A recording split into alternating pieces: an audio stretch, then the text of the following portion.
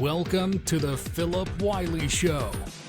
Take a look behind the curtain of professional hacking and hear compelling discussions with guests from diverse backgrounds who share a common curiosity and passion for challenges and their job.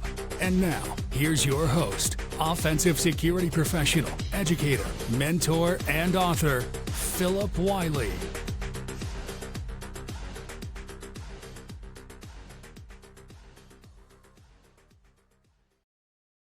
Hello and welcome to another episode. Today I've got Justin Elze from TrustedSec joining today. So Justin's got a lot of experience in cybersecurity and the offensive security side of things. He's the CTO of TrustedSec, one of my favorite pen testing companies out there. There's a few companies out there, a handful of companies that I really follow the tools and the things that they put out there and follow the folks on their team. So TrustedSec is one of those pen testing firms that I really follow. So welcome to the show, Justin. Hey, thanks for having me. Kind of covered it. CTO at TrustedSec. I'm also over the research team and the red team here. So I dabble in a little bit of everything. And kind of been in this space for 14 years now, I think, full time, something like that. Well, that's good. So if you wouldn't mind kind of sharing your origin story of kind of how you got started. Sure, yeah. So, I came up with like a lot of people did, I guess dating myself now, I guess, but IRC, that sort of thing, back in the day, and I always wanted to do cybersecurity and hacking for a living. I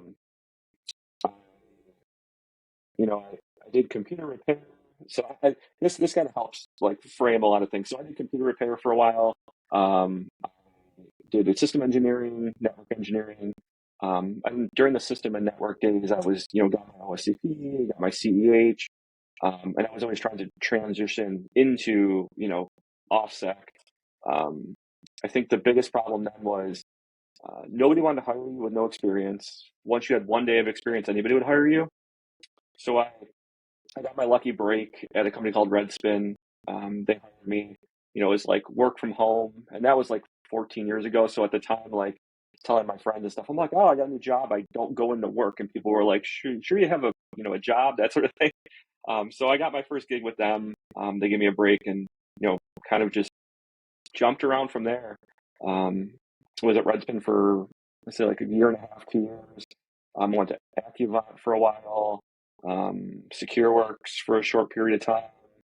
Actually went back to Optiv, which Accuvant Labs, Optiv at the time. I was at FusionX. They mostly do red teaming. They're like a smaller boutique. They're owned by Accenture now. And then I spent a bunch of time at TrustedSec, and I kind of worked my way up the ranks there.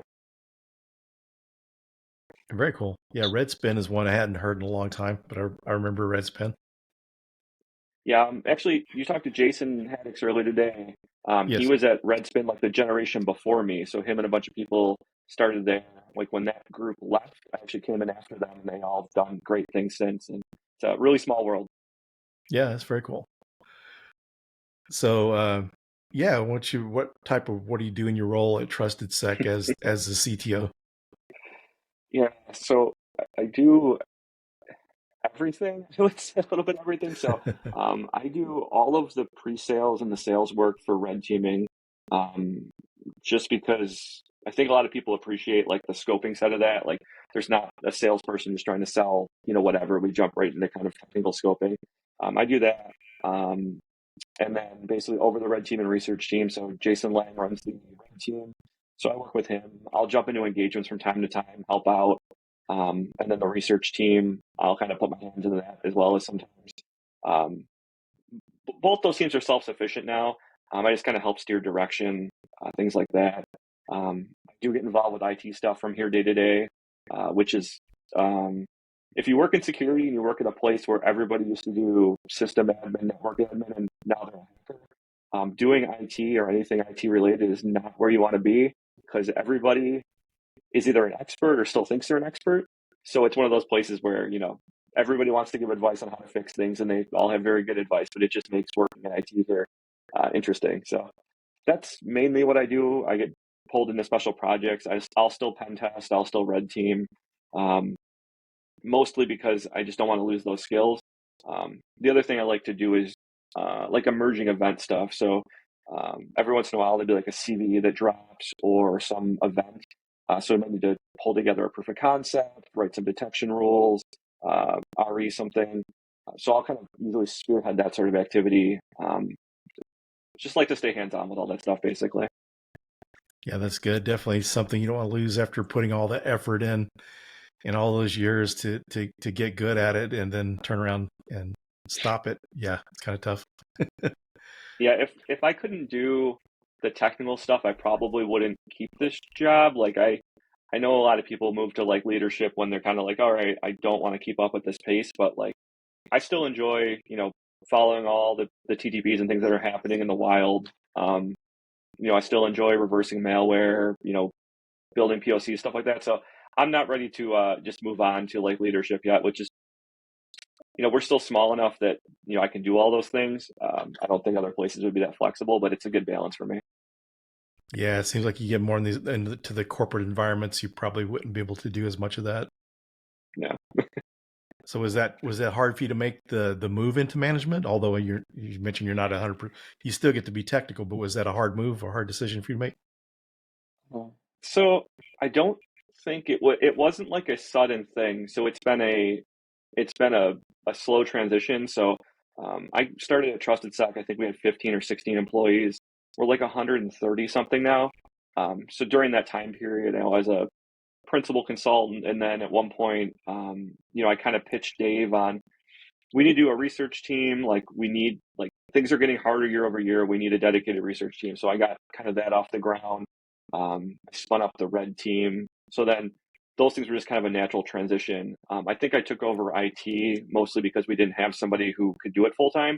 So that was I don't love it, but it's something that needs to happen. And that's kind of the way things have played out. Like there's a whole, we have something we need to fill, and I've kind of just went into those roles. So I don't think any of it was intentional. Like I'd still be happy being a principal consultant. I think it's just, I like to take the experiences I have into like sales and the rest of the stuff, and just the kind of the way you run business, it worked out. So definitely, I never, started my career path going, I want to be a CTO someday. It's almost happened a couple times in some other roles, like when I was system engineering and stuff like that, and some VoIP companies and stuff. I kind of went down that path, but not planned. Worked out. I'm happy where I am. Balancing all those things together works out. So what would you recommend to someone that wanted to get into offensive security? Yeah, so there was a lot of talk on Twitter this weekend about that. So I interview a lot of people, and I work with Martin Boss, who hires a lot of people for the Force team, which is our pen testing team. There's a couple scenarios that happen. People work their way up through like system admin jobs, start doing CTFs and things like that, and then want to get into OffSec. If that's the case, I usually still promote like OSCP. There's like red team ops classes, and a bunch of those are all very good. It doesn't really matter which. I think people still look for OSCP pretty, as a standard thing. But the biggest thing for me is making sure that you can kind of convey those in a resume. So we get a lot of people that will apply, and they'll say, hey, I want to be a pen tester. And they'll send us their sysadmin resume and not say any of that stuff. They might be taking the OSCP. They might do CTFs. They might read blogs. They might do all those things. Like I almost want people to bring back cover letters for when you get your first job, just because you're looking at, we apply or we post a job and we get, hundreds and hundreds of resumes.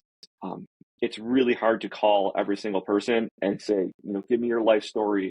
Let's take an hour and a half. So I think for me, the big thing is if you want to get in this space and you don't have experience, just highlight some of those things that make you, why are you coming in this space? What are you trying to do to get there? That's the biggest thing for me. I always look for that stuff. Even simple things like, hey, I went to the local B-sides and volunteered, stuff like that. Those always stand out. Once you have experience, once you've had a job somewhere, normally we interview people and just have a conversation. What's your favorite hack you've done? Obviously, don't give away any client information, but like your favorite hack, like what cool exploits from the last year. Usually, you can have a conversation and figure out pretty quickly where people are once they've had a little bit of experience.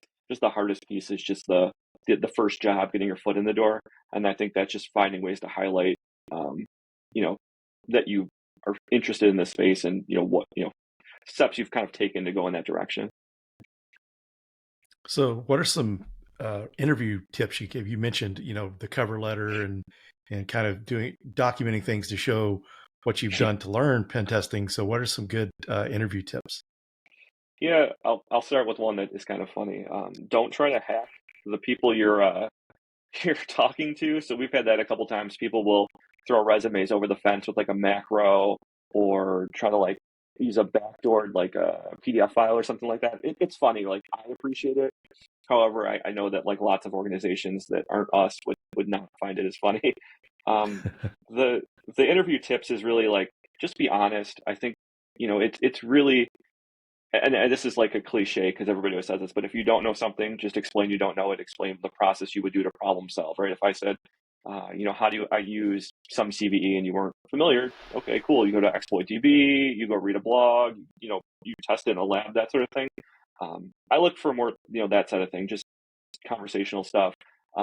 We usually ask people, like what they don't like about this job, and it's usually reporting and things like that. And then that leads to, what have you done to kind of, mitigate that piece of the job? So I'm always really big on just, back and forth. The, the other thing I've seen is just, um, you know, people fear um, job hopping. I think if you can, kind of articulate, hey, I left here after a year for money. I left here after 7 months for career progression, that sort of thing, opportunity. Like, I never hold that against anybody. It just helps if you have you know, what you're going to say kind of thought out ahead of time. And that's a big one for me. And I've done a lot of career jumping in my history, so I never judge anybody by that.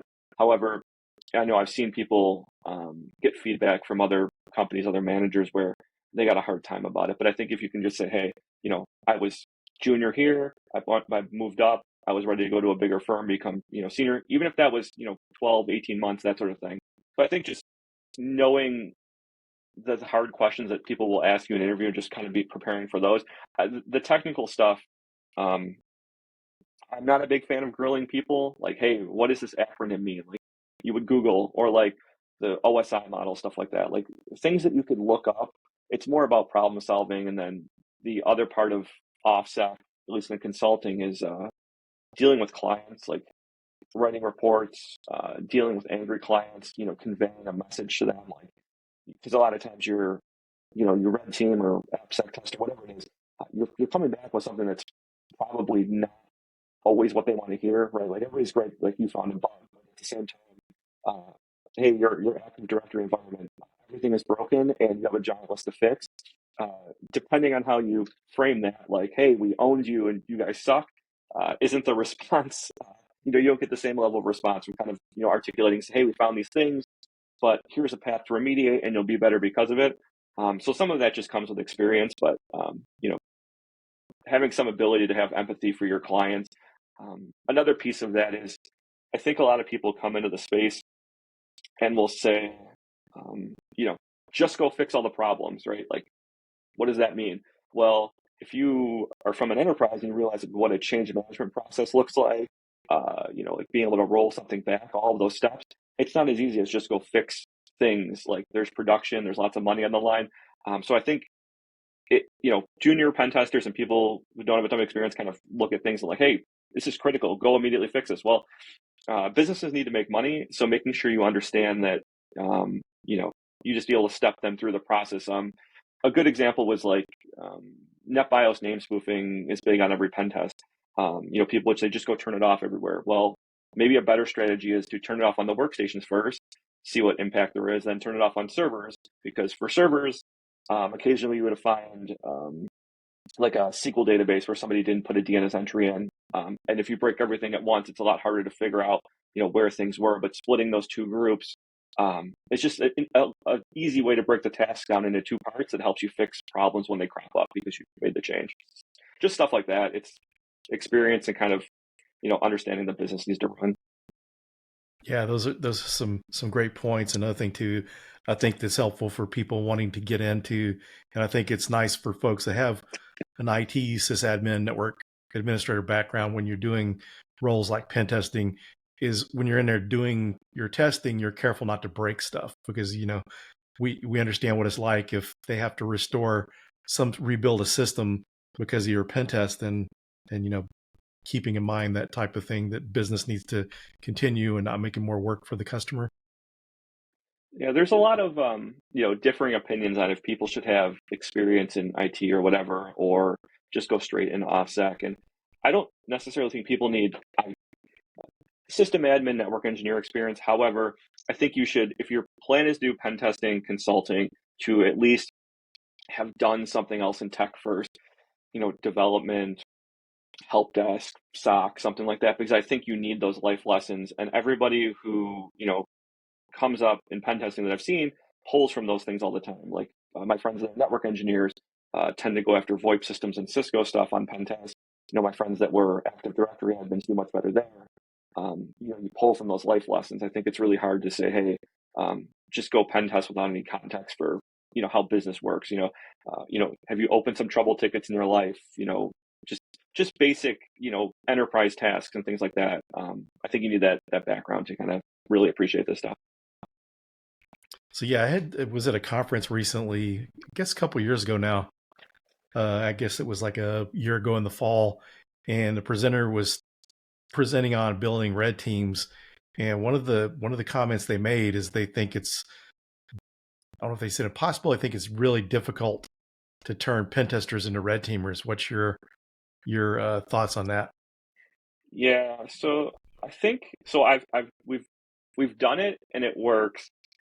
The things you run into are, pen testers by nature are used to shorter engagements, and it's a big it's a big task to get people to learn to slow down.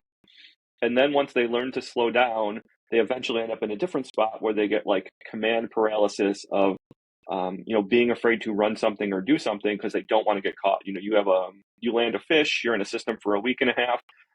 If you get caught, a lot of times they might roll all that back. So you're extremely cautious, and you have to kind of build a balancing act between, getting things done and not getting caught. And that's a tough thing for them. The other piece I've seen is, pen testing. If you've been doing this, 5, 6, 7 years, you're very used to getting domain admin. You're very used to, knocking everything over and winning. Red teaming is not like that anymore. EDR, really good blue teams, really good MSSPs. You're going to get caught, and you're not going to get all your goals. And I think that, people spend all that time being used to winning on the pen test side is a very hard thing for them to kind of just deal with. And I know it's weird to talk about like the emotional aspects and the stress aspects of doing this stuff, but people really beat themselves up over, getting caught and not getting to all the goals that a client might have. And that's a really different transition for, pen testers to kind of come up. It's completely possible. And I think the thing that makes it work or makes the transition easier is actually using the team. A lot of red team shops will, put 1-2 people on an engagement, and that's fine. And we do the same thing, but just making sure that you're meeting with the rest of the team on a regular basis, that lines of communication are open for chat. Use the team and say, hey, I'm here, I'm stuck. What would you guys do? That sort of thing.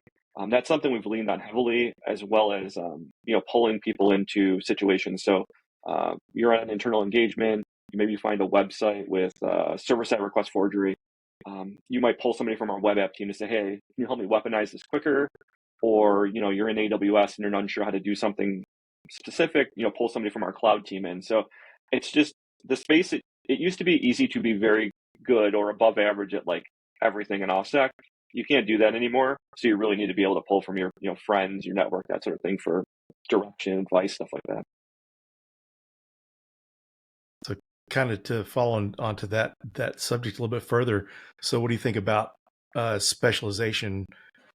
At what point in someone's career should they specialize in a certain area of offensive security? So I'm always torn on this. I think that, everybody wants to do like AI security now, right? And I think AI is great. And I think like there's a space for it. Things are moving very quickly there. So that's a tough one. However, if you look at cloud, for example, everybody, like everything is hybrid now. So you need some balance there. I think that you kind of need to look at where you are today, where you think things will be in 5 years. I've seen people put themselves into like really niche specialties, and I wouldn't say regret it, but you kind of, really pigeonhole yourself. So like, I just do container security. Well, that's great, but does the company you work for, is that level of work going to be there forever? So, um, it's just, I think you need to strike that balance between, where things are going and what you want to do, and if there's actually a market for it. I don't know. There's so red team's a good example. 6-7 years ago, people weren't writing malware, like doing syscalls and the things they're doing now. Now it's almost a requirement to do those things. So, um, and I've also debated with other people about this is like, should we split the red team up into these are the two people who are really good at phishing. These are the two people that are good at post exploitation. And in a consulting shop, the amount of like work that you need to perfectly schedule to make that work is almost impossible. So I'm still not a big advocate for over specializing. I think just kind of seeing where things are trending. Like if, today, if you're like getting into red teaming or, you got your first red teaming job, take those malware dev classes because that's the direction things are going, right? Take some cloud classes. That's the thing, things are going like the on-prem AD stuff, really, really well documented. And, new techniques come out like ADCS stuff from Spectre Ops, but that's not moving at the same clip. A lot of this is driven by like EDR.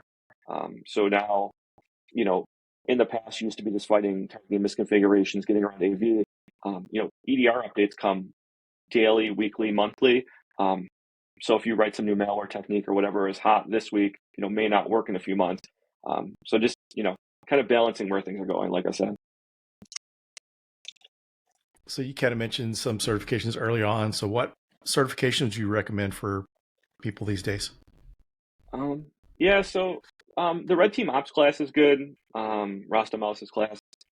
Once eventually you get to a point in this space where all of the classes in OffSec cover 85-90% of the same thing. You may learn 5-10% net new. At that point, I would look into specializing, taking specialized classes. So Sector 7 has persistence classes, has malware classes. Malware Dev Academy has modules on writing malware. I think that once you get to a certain point of doing this, you really just need to focus on, hey, I found a really good class on AWS, found a really good class on enumeration. Those broad catch-all classes are fine. You just don't end up getting as much. Like you just need to deep dive focus to get better at this. Yeah, it's the Rostam Elze's class. That's that 0-point security was a pretty good class. It's pretty interesting. Yeah, I thought that was interesting now also too, that the way the class has been updated, because before when you took it, if you were going to use Cobalt Strike, you'd have to have your own license. And so at least it's nice now that they actually include that in the labs, and the labs are kind of segmented, because used to you're kind of like the OSCP where everyone was in the same lab. And now it's kind of segmented, which is kind of nice because you get that false sense of security because someone has done something, makes it easier to exploit. And you don't know what's been done in the background. Then you go back if the lab's refreshed and you try to get in, you can't get in again. So that's kind of nice that they've went to the segmented labs like that. Yeah, I'm kind of waiting to see when Cobalt Strike, falls off for different shops and different classes. Like Cobalt Strike's really effective, and it's still, Metasploit was the gold standard, then Cobalt Strike was the gold standard. But now you start to see the level of effort it takes to get Cobalt Strike past Sentinel-1, CrowdStrike, things like that is, at almost a tipping point where how much do I want to invest to just be able to get an implant running with Cobalt Strike? If my own R&D costs exceed, X, maybe I should switch to something else. So it's been interesting watching that. Like we still love Cobalt Strike, we still use it. We have some internal implants and things like that are, have feature parity with it, but you're starting to see, Nighthawk and Brutal Hotel and some of these other tools pop up because, CrowdStrike, Cobalt Strike was just, so popular. Like as soon as ransomware actors all took it over, you really could see the direction things were going. Like, there's only so many public implants that are used. There's only so many techniques, and it's like, well, it's Cobalt Strike, it's in packets, WMI exact. There's these things. Let's just throw all our attention at that, and that's what those vendors did. So, to curve the ransomware problem in a fast fashion, it made sense. Now it's kind of like, does that make enough sense to still use in the wild? So, on the adversary emulation side, yeah, we need to keep Cobalt Strike around for this. On like the red teaming side, where the client's kind of weighing, we want you to get in and at least do X, Y, and Z. Cobalt Strike is working against you in that situation. So it's an interesting time for those products. Yeah. So what do you think of like assume breach type of assessments? Yeah, so I think that we're going to end up in a space where there's way more assumed breaches. So, red teams, so when I say red team, I say, outside in approach, looking at web apps, social engineering, OSINT, all those pieces, trying to get in and get to goals. Those run anywhere from 5 weeks to like 3-4 months. As the clients that can afford a longer red team are highly investing in security, but they're not going to forever add time to these engagements. They're not going to go, hey, we do 2-month red teams. We put a lot of money in. We're going to do 5-month red teams. Like, it just doesn't make sense. So you're already starting to see this. They'll pick specific goals and put you in a specific spot, and maybe do more like micro engagements. And when I say micro, I'm still talking like 3-4 weeks. But just, hey, we're going to treat you as a developer gone rogue, or we're going to put you on an appliance and simulate like a CVE, and put you on like a NetScale or a VPN box and go from there. So I think assume breach is really going to be the future. Just it's because you can't forever add to engagements. When we do red teams, if we don't get reliable access by a certain point, we have a conversation about going to assume breach always. We have clients that only care about getting in externally, and that's fine. But most clients are, hey, let's go to assume breach. This makes sense at this point. During COVID, we had a funny thing happen. We would land on machines and people would work like half the day. So we'd be in this position of having to tell a client like, hey, we're on this laptop, but they work 3 hours a day. Like, we can't operate from here. And that kind of drove a lot of the assume breach stuff for us. I think, people shied away from it for a while. I think that we're like saying, hey, we should be able to get in. But, some of these clients, used to be able to send multiple phishing emails a day. Now it's to spin up a campaign, to test on an endpoint, to do all those things takes, half a day, 2 days, 3 days. It just, how many of those can you get out and make it worth it for the client to get a good return? But well, I think things will work themselves out in the next couple of years. I think assume breach will get more defined. I think people will pick scenarios that make sense for them depending on events. I do really think that appliance-based assume breach is going to take off. Everybody focuses on endpoints, makes sense. Phishing, all those things. But if you look at how companies have been breached the last several years, there's cloud credentials or simulating some like MFA bypass, stuff like that. I think you can kind of spread those out a little bit. Yeah, to me, it just makes a lot of good sense, because when you figure times that, disgruntled employees may sell credentials, and if you're trying to get in just totally outside in, like you mentioned, or black box approach, doesn't mean you're secure. What happens if you've got someone gets a hold of credentials are sold, or you have someone, I've heard of companies hiring like nation state operators that went in, applied like a legitimate employee, have legitimate access to the network, and they can instill intellectual property. So it seems like it kind of makes sense for people to keep that in mind, because just because you can't break in doesn't mean you're secure. So what do you think about like purple team operations and that type of stuff? Yeah, so I love purple teaming as well. I think it's, people got red team reports and didn't always necessarily know how to digest them. So at least the way we approach purple teaming is, we call purple teaming anytime we go and add net new detections or tune detections for a client. So like the red team might do an engagement, and at the end of the engagement, you might say, hey, replay a couple of the attacks you did. Like, we still bucket that with offense and red team. When we we have a separate purple team. When we engage the purple team, their engagements are always an expert on whatever sim you have, and then we kind of jump in and then write detections. It might be off of the previous pen test report or red team report, or kind of out of a playbook we have. And one of the things we've also been a big advocate for is, I've seen other companies do this. You replay an attack, they go in the sim and they go, oh, we don't have XYZ, event ID in here. We always say, well, what else do you have? Hey, we have CrowdStrike. Well, CrowdStrike has similar telemetry. we'll write the detection in CrowdStrike as well. So we do some stuff like that. And I think that,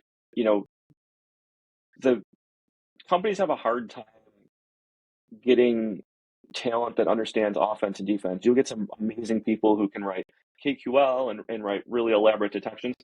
They don't necessarily understand the things that happen before and after an attack happens. And that's a piece we've been bridging a lot of times for companies. We've actually been getting more these days into we need somebody to just come in here, replay attacks, and explain them to us, versus the hands-on writing detections. So I think that blue teams have really been making strides in the last several years, becoming hey, we're going to be a Splunk shop. Let's get really good at this. Where we struggle is the nuts and bolts of particular attacks. I know, especially like why a red team did something or why this attack looks like this. The full context there has been a big help for all the people we work with. Yeah, it just seems like a good thing to do. And it's nice that you're mentioning how some of your red team or offensive security engagements that you go back and help write the detections. So it's good to see things evolving that way, because sometimes you go back, companies get pen test after pen test, and they're not really seeing much progress. Either they don't have the bandwidth to remediate or the budget to remediate things, and to be able to. It seems like the purple teaming thing is a way to help mature your defenses a little bit quicker than going through the typical offensive security assessments, remediate, and keep repeating that cycle. We ran into a fun spot with this. So at one point, our red team and our pen test team did a lot of the work with our official purple team. And then we realized, like, hey, we have clients that come to us year over year for red team. Like, I can't have my red team necessarily writing detections and then attacking the same company, because there's like, you just have bias, how things are written and things like that. So that's why we kind of split the two.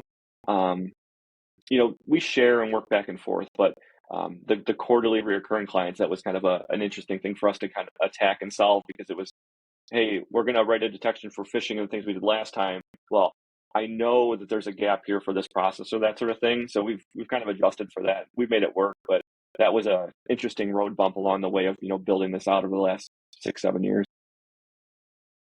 And so for people listening that may be looking for pen testing services, how would you recommend someone find a good offensive security consulting company? What are some ways they can look? Of course, TrustedSec's awesome, but how would you go out and be able to vet these different companies to find a good one? Yeah, so first of all, don't call in Q4 because everybody's trying to get work done for compliance that time of year. I would definitely like to see a sample report from the client, see what you're getting, understand what you're getting, that sort of thing. Another thing I've seen work really well is, finding out the testers who's going to work on your engagement ahead of time. So, people complain about like bait and switch with bigger consulting firms. Hey, the senior does the kickoff call and some junior person does the work. So, most of the bigger companies will offer bios or let you talk to a client or talk to a consultant before an engagement. So, seeing the report and having some sort of rapport with the consultant at a time, I think, are the biggest two ones. Walking through methodology and things like that are great, but the report is really what you're going to digest. The other piece I'd probably ask about is, what does the outbrief procedure look like? So, are they going to do a full technical debrief? Are they going to do an executive one? What's their appetite for additional calls? So one of the things, we've done, and I know some other companies do, is we kind of include, 3 or 4 phone calls, or really it's as many as you want, but we'll do a full or a full technical outbrief. Maybe they have a bunch of cloud issues. The cloud team might not speak up on a big technical call because they don't want to look bad or whatever. So us offering outbrief phone calls for just a particular team has really gone a long way, and I know other people do it as well. So you get the cloud team on the phone with just the tester, 3-4 people maybe. They'll say, hey, we know we have a big gap over here. We didn't want to say anything on the other call. Can you kind of explain what you guys did and why? So I think that goes a long way too. It's just making sure that somebody's not going to give you a report and then go run off into the mist. Making sure that they're there to kind of support you after you have the report to digest it at different levels that you need. So we're getting down towards the end of the show. Is there anything you'd like to share before we conclude? I was just thinking back to the red team assume breach piece. I will say that I forgot to mention this before. So assume breach is great. I would not remove external and OSINT from your testing strategy. The assume breach is a good mitigator for spending a bunch of time on social engineering, because we still find clients where we can credential spray, like very, very mature, very good organizations might have some NTLM portal they forgot about, or their MDM, is only single factor. We find web apps that are not tied to their IAM provider. So previous breach credentials or cred spraying still works to get into those.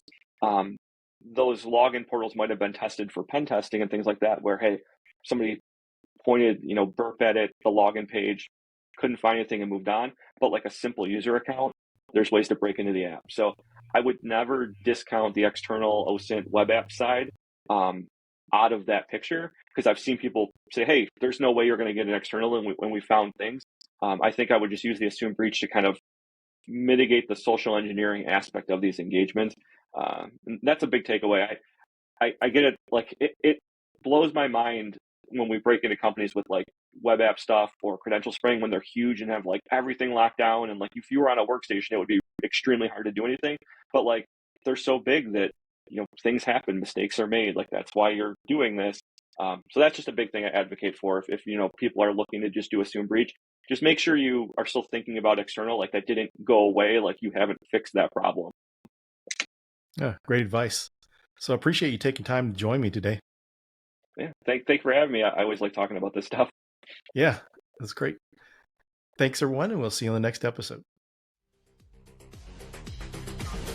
Thank you for listening to The Philip Wiley Show.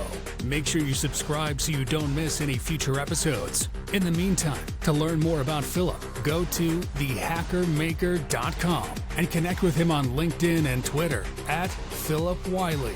Until next time.